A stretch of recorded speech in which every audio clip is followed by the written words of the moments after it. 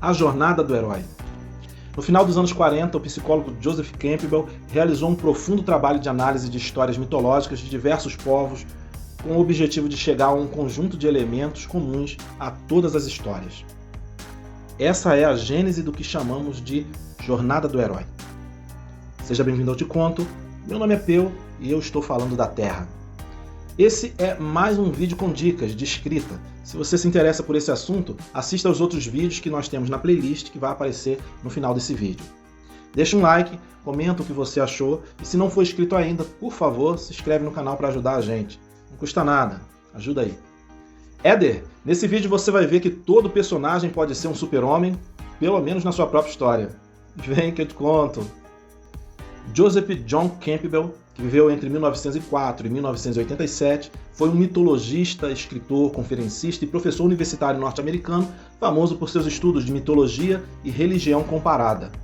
Ele foi autor de dezenas de livros e artigos acadêmicos e dentre sua vasta obra se destaca bastante o livro O Herói de Mil Faces, que foi publicado no ano de 1949. Onde, além de analisar o conjunto de arquétipos de personagens que aparecem nas histórias mitológicas analisadas, o autor apresenta um modelo com um conjunto de 17 passos que, segundo ele, aparece com pouquíssima variação em todas as histórias de praticamente todas as culturas do mundo, como se fosse algo inconsciente na mente de todos os seres humanos que contavam a mesma história, mais ou menos da mesma maneira. Joseph Campbell chamou esse modelo de A Jornada do Herói Mitológico, ou monomito. Eu tenho que confessar que, apesar de muito interessante, eu não gostei muito de ler O Herói de Mil Faces, e foi uma das leituras mais arrastadas da minha vida. Ele não é um livro fácil de ler, é denso e de difícil absorção por quem não é da área da psicologia. É um livro acadêmico daqueles que é mais apreciado por estudantes universitários ou por outros acadêmicos mesmo. Provavelmente, O Herói de Mil Faces seria igual a milhões de outros livros herméticos de professores universitários que até possuem ideias muito boas, mas não conseguem dialogar com o público em geral, um público que não é acadêmico. Isso seria assim se não fosse o livro A Jornada do Escritor, Estruturas Míticas para Escritores, escrito por Christopher Vogler. O próprio Vogler diz assim no prefácio para a segunda edição do seu livro. Neste livro, descrevi o conjunto de conceitos conhecidos como Jornada do Herói, extraídos da psicologia profunda de Carl Jung e dos estudos míticos de Joseph Campbell. Tentei relacionar essas ideias às narrativas contemporâneas, esperando criar um guia do escritor para esse dom inestimável que vem de nosso eu mais íntimo e de nosso passado mais distante. Diferente do livro O Herói de Mil Faces, A Jornada do Escritor é um livro muito gostoso de ler.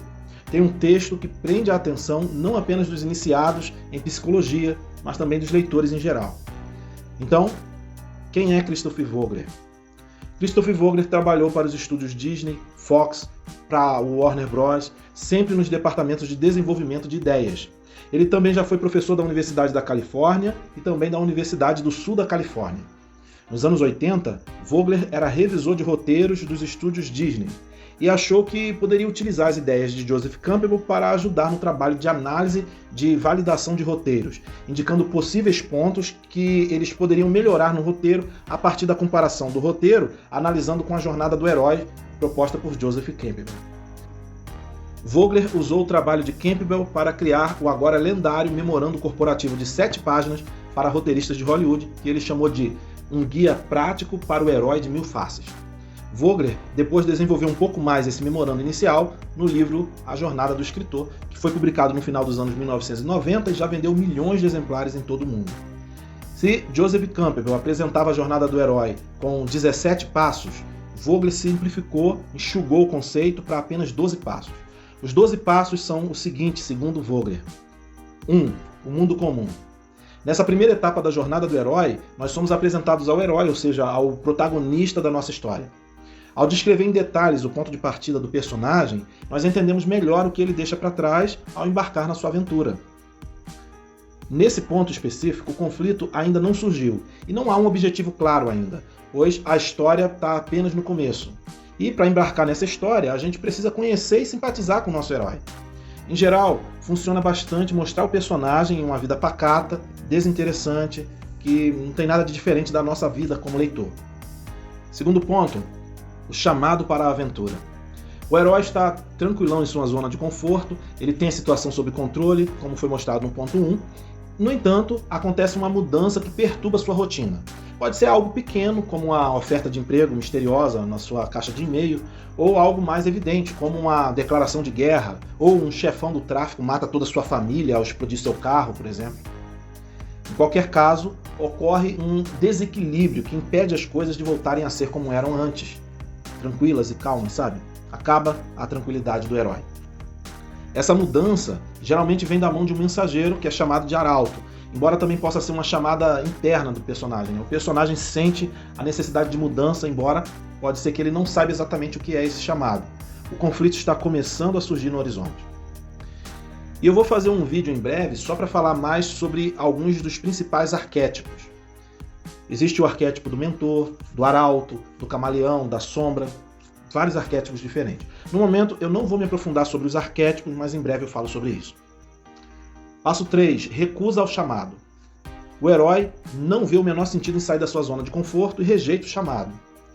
Isso não acontece em todas as histórias, mas na maioria das histórias, o herói vai dizer que precisa ajudar os tios para cuidar da sua fazenda, ele precisa dormir, pois vai acordar cedo no dia seguinte, enfim, ele vai evitar mergulhar na aventura. E às vezes o motivo apresentado para a recusa é um motivo válido. A maioria das vezes não é, mas às vezes é. Todo bom herói tem que recusar o chamado. Embora alguns personagens estejam dispostos a embarcar na aventura desde o início, o mais normal é que o herói precise de um empurrãozinho. Por exemplo, pode ser que matem seu cachorro. Em algumas histórias, o herói rejeita o chamado para a aventura mais de uma vez. Pode ser que o herói rejeite a aventura porque a vê como um desafio grande demais, ou é algo arriscado demais, algo que está fora do seu cotidiano, que vai forçá-lo a enfrentar os seus medos ou suas falhas do passado, por isso que ele não quer essa aventura. Ponto 4. Encontro com o mentor. Todo herói precisa de um mentor. Esse mentor, que irá num primeiro momento prepará-lo e encorajá-lo para a aventura, posteriormente vai ajudá-lo em alguns momentos decisivos da jornada. O fato é que nosso herói ainda é um pouco covarde, um pouco inexperiente, não está pronto para enfrentar os desafios que são muito difíceis, né, que a história vai ter pela frente. É então que se materializa a figura do mentor, um personagem que aparentemente ele já percorreu no passado o mesmo caminho várias vezes, e ele pode dar conselhos, ferramentas ou até poderes especiais que vão ser úteis para o herói no decorrer da aventura. Um dos papéis dos mentores é convencer o herói a embarcar na aventura. Temos alguns exemplos de mentores famosos? Sim, temos o exemplo do Gandalf, de O Senhor dos Anéis, o Obi-Wan Kenobi, de Guerra nas Estrelas, o Sr. Miyagi, de Karate Kid, ou o Morpheus, da trilogia Matrix.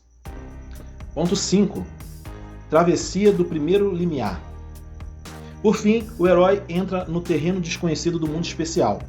É um momento decisivo porque depois de atravessar, você não pode se arrepender, não tem como voltar atrás. É tipo um ponto sem volta.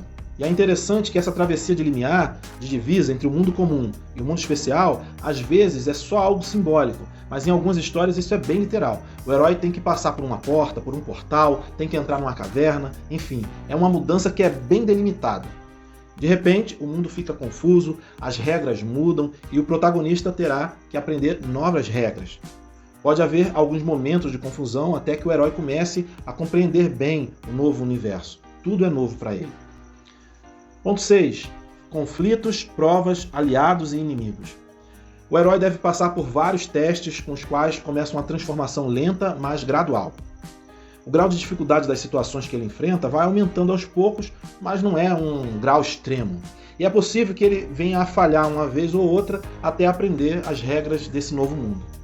Ao longo do caminho, ele encontra mais de um inimigo, então ele procura aliados para ajudá-lo a enfrentar os inimigos. Ponto 7. Aproximação da caverna secreta. A dificuldade dos obstáculos é cada vez maior, mas o herói já começou a ganhar alguma confiança, ele já conhece um pouco as regras. Ele forma novas crenças, forma novas experiências, ele se prepara para uma batalha decisiva com as informações que ele já domina. Quando ele estiver pronto, ele recolhe o seu equipamento e parte em direção à fortaleza do inimigo, onde ele vai lutar contra as forças do mal. Esse talvez seja um segundo ponto onde não há mais retorno. É importante dizer que, como diversos outros pontos da estrutura da história, esta fortaleza ou quartel-general do inimigo também pode ser algo apenas metafórico, não precisa ser literal. como por exemplo, a aproximação do final de um prazo que foi dado pelo professor para entregar um trabalho da faculdade, sei lá, alguma coisa assim. Número 8, aprovação suprema. Chegamos agora a uma grande crise, um dos momentos mais dramáticos da história. Aqui o herói enfrenta o seu maior desafio, aquele para o qual tanto ele se preparou. É o clímax da história, quando as provações e a tensão vão chegar ao máximo. Essas provações podem ser físicas, onde o herói pode enfrentar a morte, e até mesmo pode acontecer dele vir a morrer para renascer em seguida. Ou pode ser provações psicológicas, como a superação de um medo ou de uma limitação interna do protagonista. Também poderíamos definir essa fase como uma descida ao inferno, onde o herói enfrenta o adversário num duelo de vida ou morte. É claro que essa fase supõe uma morte metafórica, onde o herói não precisa morrer de verdade, mas ele morre para renascer transformado. Número 9. Recompensa. O herói vence a batalha, pelo menos por enquanto, e ele recebe uma recompensa que pode ser uma recompensa material ou imaterial. No entanto, é um triunfo de curta duração. Ele pode até querer comemorar de alguma maneira, mas ainda não é o momento dele baixar a guarda. Número 10. O caminho de volta. O herói volta para casa e, em geral, ele está com a sua recompensa no bolso. Ele conseguiu o que ele tanto precisava buscar nessa jornada. No entanto, no último minuto surge um novo problema que põe em risco o que ele conquistou ao longo do caminho. E ele tem que fazer uma última luta. Nesse ponto da história, é muito comum que aquele vilão que parecia ter sido derrotado volte novamente. Então pode acontecer do herói atravessar um outro limiar. Ele vai ter que passar por uma última circunstância que irá provar se ele realmente aprendeu alguma lição com o conflito que ele enfrentou. O mais comum de acontecer nesse momento é que o vilão que não foi totalmente derrotado, ele volte do nada, assustando não apenas o herói, mas a gente também que está lendo a história. Número 11. Ressurreição do herói. É hora do exame final, a purificação, o expurgo, onde o herói terá que provar que consolidou tudo o que ele aprendeu até agora. Se antes o herói quase morreu, aqui o herói morre de fato. Em Matrix, o Neo é atingido por vários tiros. Em Entre Facas e Segredos, o vilão pula sobre a protagonista e enfia uma faca no seu peito. No filme Matrix, o Neo simplesmente ressuscita como um messias digital. Já em Entre Facas e Segredos, a faca era falsa, e é como se a protagonista de certa forma ressuscitasse também. Este deve ser um momento de catarse para o público, pois o público vai experimentar como o herói ele consegue superar definitivamente seus defeitos, seus medos, e ele passa por uma transformação definitiva. Passo 12. Retorno com o Elixir. O herói retorna ao mundo comum levando consigo sua recompensa e a experiência da jornada, o Elixir. Ele não é mais a mesma pessoa covarde e inexperiente que nós conhecemos no início da história. Tudo mudou, e agora ele mesmo pode se tornar também um mentor para algum outro herói novato. É importante dizer que o ideal é que o protagonista esteja modificado de alguma forma. Se ele era medroso, agora ele é corajoso. Se ele era orgulhoso, agora ele é humilde. Se ele pensava apenas em si mesmo, agora ele aprendeu a pensar também nos outros. A jornada deve modificar o personagem de alguma maneira. E o Elixir, ou a recompensa que ele conseguiu, pode ser algo psicológico ou pode ser algo emocional. Esses são os 12 passos da jornada do herói. A jornada do herói foi criada como um instrumento para análise de textos, como nós já falamos, né? E o próprio Christopher Vogler, ele ressalta que existe o risco caso você venha a utilizar como um instrumento de criação. E aí você pode fazer com que as histórias fiquem muito pasteurizadas, sem muita originalidade, seguindo de forma robótica apenas um passo, tipo uma receita de bolo. Então, mesmo que você se baseie na jornada do herói, não deixe essa estrutura te engessar. Na verdade, talvez seja uma boa ideia tentar subverter alguns desses passos, omitindo uma coisa ou outra, modificando algumas coisas nessa estrutura, para que sua história não fique totalmente genérica. As fases da jornada do herói podem variar, dependendo do gênero que você está escrevendo ou do tipo de história. Convenhamos que quanto mais curta for uma história, menos moldada a esse modelo ela vai ser. Mas a verdade é que a jornada do herói é muito útil para quando você está com algum tipo de bloqueio criativo, não sabe como continuar a sua história. A jornada do herói é uma ferramenta espetacular, como um martelo ou talvez uma furadeira. Mas o problema é que se você não souber usar essas ferramentas bem, pode acabar se machucando feio. Então, use com sabedoria a jornada do herói. Deixa um like pro vídeo, comenta o que você acha da jornada do herói, se você gosta dela ou não, se utiliza ou não. Compartilha com um amigo e se inscreve no canal para dar uma forcinha. Eu acredito que você pode escrever uma boa história de ficção. Então, basta você acreditar. Vem que eu te conto.